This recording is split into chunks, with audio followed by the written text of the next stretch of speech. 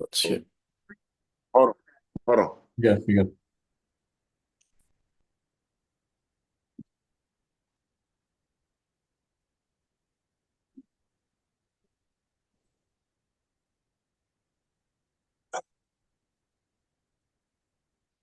Hey, what's up with you, bro? All right. You all good? Yeah, we good, man. How you doing? Good. How are you? Man, I can't complain, man. Good to hear. Grinding, man. Huh? I said just been grinding, man, putting in this Yeah. work, bro. You just got that fight announced for April 12th. How you feeling? How's training? Man, I feel good, man. Training's been great. I'm ready to do my thing. This fight was just officially announced. It was yesterday, but you've been talking about April 12th for a while. How long have you known this date, and how long have you really been in training for this fight? I've been in training for about for the past month. Been grinding, you know, just putting in work. The dates kind of really was at first it was the 5th, and at first it was the 19th, and then the whole Deontay Wilder situation, that rumor. So, I pretty much, I stay in the gym. I stay in the gym, it's just, just more and more the intensity just grows. Mhm. Yeah, touch on those Wilder rumors a little. It was obviously that was all the talk in the boxing world about a month or two ago. It seemed like you and Yeah. Wilder were lined up for a fight in what was it, April or whatever, but it seemed like no one ever really got to hear your side of the story or not that clearly. Touch on your side of the negotiations and were there ever any ever real talks for that fight? Yeah, no, it was what it was, a rumor. You know, I reached out to his people, and my people reached out to his people, and they kind of, they was like, we didn't hear anything about it. If it was real, we'll be making it. So it was just like, it was just some hearsay. But it was a great fight that I feel like would have been a good fight. What I mean, to the boxing public. What I mean. It was definitely a fight that I feel like would have propelled me to another level. Because I feel like that's a great fight for me. Now you got this fight against Raphael Akpejiori on ProBox. How are you feeling about that fight and how do you feel about Akpejiori as an opponent? He's a solid opponent. He's a tall, rangy guy.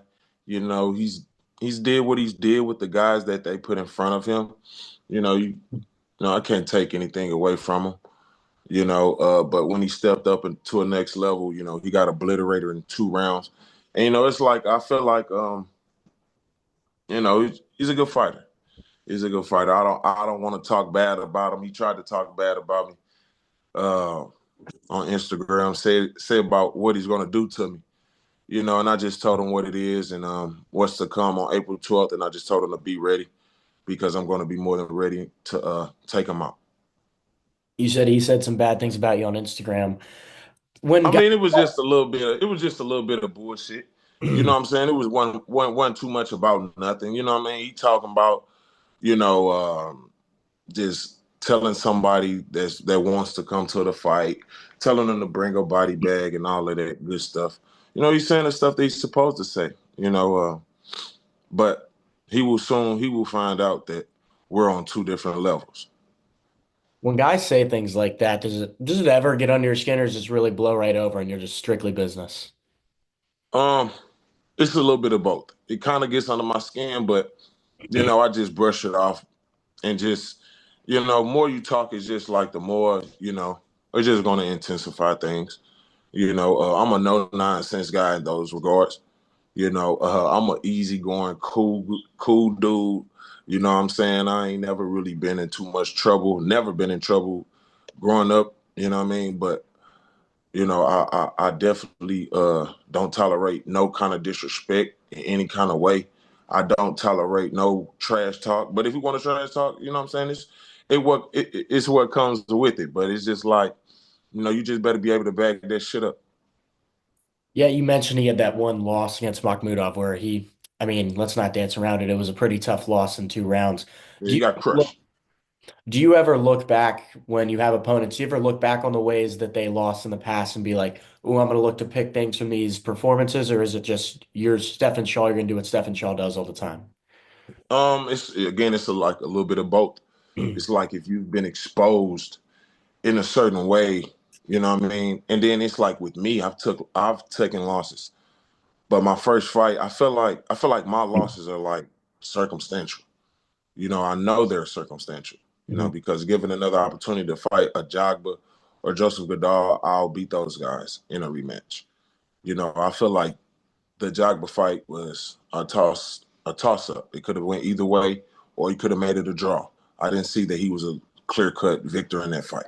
He didn't do anything to dominate me at all. You know what I mean? I felt like I showed better ring generalship and boxed him. He's the knockout artist. He's supposed to do a little bit more. You know what I mean? But it's like, it's like what you want. It's like pick your poison. Do you like a boxer, or do you like a guy that's just plodding along? So, and with the Joseph Goddard fight, I feel like my morale was down from taking the first loss. And then my camp and my corner and my personal life at the time, it wasn't good. So I'm in a different headspace. I'm on a new mission. Well, it's not really a new mission. I just have a new energy to myself. And I feel like it's just maturity. And but the mission is still the same, and that's to become undisputed heavyweight champion of the world. In no particular order, just pick up all the belts that I possibly can. And become one of the best fighters to ever live. That's always been my mission, and that's still my mission. And April 12th, I'm ready to, continue that mission. You touched on the Ajagba Goodall loss. Again, the Ajagba fight was a real toss-up. Could have went either way in my eyes. And the Goodall fight really just didn't look like yourself in there. That didn't look like the Stephen Shaw people were used to seeing. But since then, you've had those two first-round knockouts. How did you Yeah. really bounce back from those losses and obviously find yourself in a lot more success this past year? Man, just like I said, man, just maturity, man. Just accepting things for what they are, and not really worrying about what I can't worry about. Things that I can't control, don't worry about, and only control the things that I can. And focus on what's truly to worry about. You know what I mean? And you know, raising my sons, man, my son, I have a 12-year-old and a soon to be 8-year-old in 2 days. You know what I mean? Just growing as a man, as a fighter, father, husband, son, just growing as an individual, man. The best is yet to come. Mhm. I feel great. And like I say, man, the headspace that I was in, going into the Godard fight, and now, it's totally different. I feel great. I really do. Yeah, you those two fights in 2024 that you had, the first round knockouts, they obviously weren't against the highest Yes, level opposition, but you still got the first round knockouts. Did what you were supposed to do against absolutely, props. Did what you were supposed to do against absolutely. that type of opposition. And it's like, you don't get paid for overtime. Mhm. And then it's like, what do you want to see? It's like with that FL Jogger fight, it's like, they don't really like a guy like showing his boxing prowess or his skill. You know what I mean? It's just let my hands go a little bit more. I've heard all those things. Mhm. You know what I mean? But it's just about, and that's what I did in 2024. Just let my hands go and just get these guys, get these guys up out of here. And that's what I plan on doing. April 12th. Mhm. If I see that he don't belong in there with me, which I truly know that he don't belong in there with me, I'm gonna get him up out of there. Period. Yeah, given you do get him up out of there, what type of opportunities do you think a win in this fight presents you, later this year and just in the future in your career? I think it would be more great opportunities than worse opportunities. I do my thing against this guy, look great, sky's the limit. I feel like boxing is boxing is going through like a certain paradigm shift. It's changing before our eyes. Now that we're we're on verge of having the first ever boxing league. You know what I mean? So with that, it's changing. So it's wide open for anything. So anything is possible, man. You know, I'm focused on the 12th. Um, this guy, you know, he's talking a good game, and I'm not overlooking anyone. And I feel like I did that in the Godolph fight. I kind of overlooked that guy, Hmm. and but I'm never doing that again. And you know, a victory on the 12th, man, sky's the limit for me. You just touched on that new boxing league that just got announced with Dana White and Turkey Al Sheikh. It's no secret, like the last pretty much 2 years now, boxing has seen a dramatic shift with all these, mega cards out in Saudi Arabia, now this boxing league. How do you feel about all this, Saudi money coming into boxing and really shaping up all these cards and now this league? What's your take on it all? Man, I feel like it's a great thing for boxing. You know, it's a breath of fresh air. You know, especially for the promoters. You know, the promoters don't feel like they got to go deep into their bag to get their fighters fights and world title great fights being made. You know, some of the fights that some of these promoters and guys that they wanted to get made, but due to the politics of boxing, we haven't seen those fights. You know, I feel like His Excellency is like the new arbitrator in boxing. You know, he's coming in boxing and just regulating things. You Mhm. know what I mean? So I feel like it's a breath of fresh air, and I just want to get involved with it. Um, since this new boxing league's been announced, it seems that one of the main things they're pushing is for there to be one belt, the TKO belt, because that's what the promotion is called. But I know all fighters dream of winning that WBC, all those type of belts. How do you feel if there really became just one belt, that TKO belt, would you be happy and dream on winning that, or do you still want to win those, the WBC, the BA, the BO, and the IBF? Absolutely. I still want to hold on to the sanctioning belts. You know, those were here before all of us were here. You know what I mean? WBC, WBA, IBF. You know, the IBF and the WBO are two new belts that came in the 80s. Hmm. You know, IBF came in 84 and the WBO came in, I believe, 88.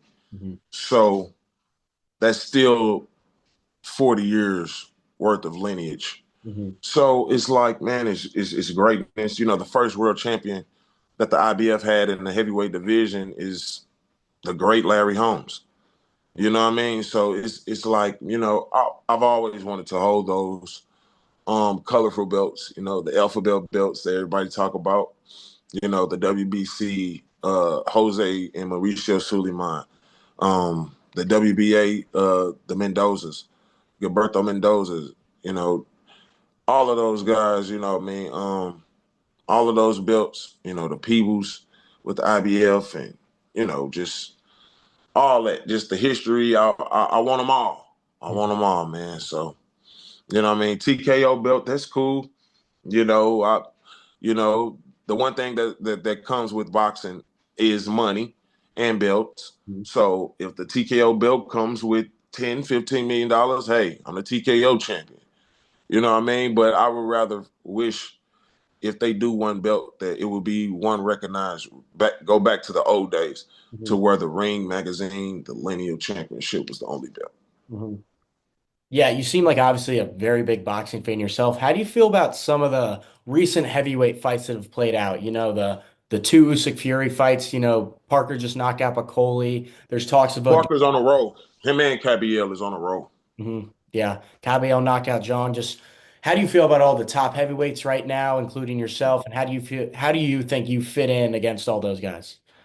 First of all, I feel like I fit in great with those guys because I feel like my skills, you know, with the right opportunities and you know, with the stellar training camps as these guys have getting ready for 3 months and having six guys and training with and nutrition programs and all of this, giving me Stephan Big Shot Shaw, giving those opportunities, I feel like I can beat anybody in the world. Hmm. So I feel like start off, I belong up there with those guys. And second question, I respect to those guys because again, like you say, I understand the sport history and I understand this present. So again, I've been paying attention to Cabiel. I've been paying attention to Parker. Those guys are on a hell of a runs right now. Mhm. You know what I mean? And um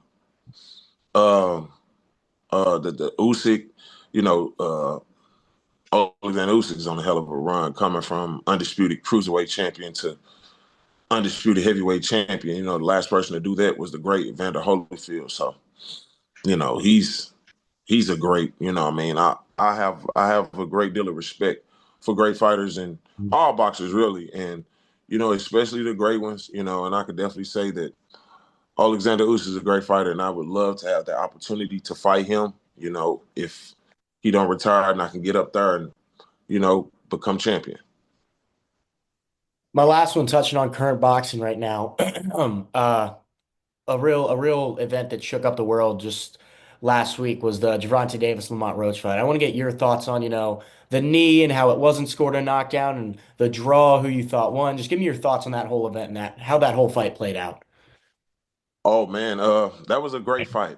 You know what I mean? That was a great fight. I remember Tank. I know Tank and Lamont Roach from the amateurs. Mhm. You know what I mean? Those guys, you know what I mean? Those guys are always top rated amateurs in their weight classes. So I knew that fight was going to be great, and I know they are from the same area, so I knew that fight was going to be great. You know what I mean? And you know, Lamont Roach pretty much he showed himself. He showed that he's a true world champion. You know, because he's a world champion, and he showed that he belongs in the conversation of being the best, one of the best fighters at 130, 135. You know what I mean? And Gervonta Davis, he's still one of the best at 135. If not, still, I'll still give him the edge over everybody else because he still has that equalizer. I just feel like Tank, you know, kind of had an off night. You know what I mean? And Lamont Roach was just ready for it. You know what I mean? And I feel like, you know, looking at the fight, I could give the fight 115, 113 to Lamont Roach, but looking back at the fight, I understand why it was 114, 114, including the no knockdown. You know what I mean? I'm kind of iffy about that situation because it's like he didn't particularly go down from a punch, so you can't call it a knockdown. But I've seen Floyd Mayweather hit a guy and hurt his hand, breaking his hand against, you know, Carlos Hernandez, you know, years ago. And he went down and they called it a knockdown. So, you know, you can say if that referee was in that ring, he would have called a knockdown on Tank. So, you know, but it was a great fight, and I would love to see a rematch. I would love to see a rematch. Who do you think wins the rematch? I think Gervonta. Mhm. I think Gervonta because it's like he'll just come harder Mhm. earlier because I think he started trying to pick it up around like the mid rounds, like the fifth round, sixth round. Mhm. I think with Lamont, he'll try to jump on him early because Lamont is a great counter puncher, as we all saw. Mhm. Yeah, I love to ask everyone I interview this question. I'm always just curious, how did you really get into boxing? What are your earliest memories in the sport and what really made you want to, be where you are now, pro boxer chasing world titles? Oh well, you know, I grew up in boxing. You know, my grandfather, he's in the St. Louis Boxing Hall of Fame. My father, he's in the St. Louis Boxing Hall of Fame. My grandfather, he was a renowned amateur boxing coach in the late '80s, the '80s to the in the '90s. You know, and even in a little bit in the 2000s. You know, my grandfather, he was a mentor to guys like Mike Stafford. Mhm. You know, Kenny Porter, Sean Porter's father, um, Kevin Cunningham. You know, a lot of guys. You know, so I have a deep history of boxing in my family. You know, pretty much everybody box. I'm just the one that you know that really took it to the next level. You know, so I've been involved in boxing ever since I can remember. My dad boxed, my grandfather boxed, my uncle boxed, my cousins boxed, my wife even boxed. I have to imagine, given your family's history, would it be a big honor for you to be in the St. Louis Boxing Hall of Fame as well? Yeah, it really would. It really would. I actually got a chance to go to Canastota, New York, Hmm. and actually visit the International Box Hall of Fame, and it was an experience. I met the directors. You know, it kind of brought some chills and maybe a tear to my eye Mhm. because I vision myself, ending up there because that's where all great fighters want to end up, in that small little museum, you know what I mean, with all of the greats in our beautiful sport, and you know, and you know, like I say, in God's will, I will be there, you know, and in God's will, I will walk away from this beautiful sport, you know, with a lucrative career because it's not easy. We're not doing this for free. As you can see, most of these guys, they even ask for a ridiculous amount of money. So I just want my share of the pie, man. And April 12th, I'm making a statement so I can get my share of this pie. Yeah, this is the last one I got for here. Just touching back on that April 12th fight. Just Yes, sir. give a final statement to the fans. What can fans expect on April 12th from Stephan Shaw? Man, you can expect Stephan Big Shaw to be explosive, throwing bombs, and expect fireworks, man. And gonna put it all together. I feel good, man. I could do it all. I could box, I could punch, I could do it all. So just tune in and witness Stephan Big Shot Shaw do his thing. All right, Stephan, that's all I got for you. Anything else you'd like to add to the fans? Hey man, I appreciate you, Ian, and ask all my fans to keep supporting Stephan Big Shot Shaw and the Big Shot brand, Team Big Shot reign supreme. I'm gonna keep reigning supreme, and I'm gonna keep doing my thing, and just thank everybody for supporting me. And April 12th. Sir. All right, Stephan, that's all I got for you. Thanks for coming on. Been a huge fan for a while, so means a lot. Looking Appreciate it, forward bro. on April 12th. Thank you, man.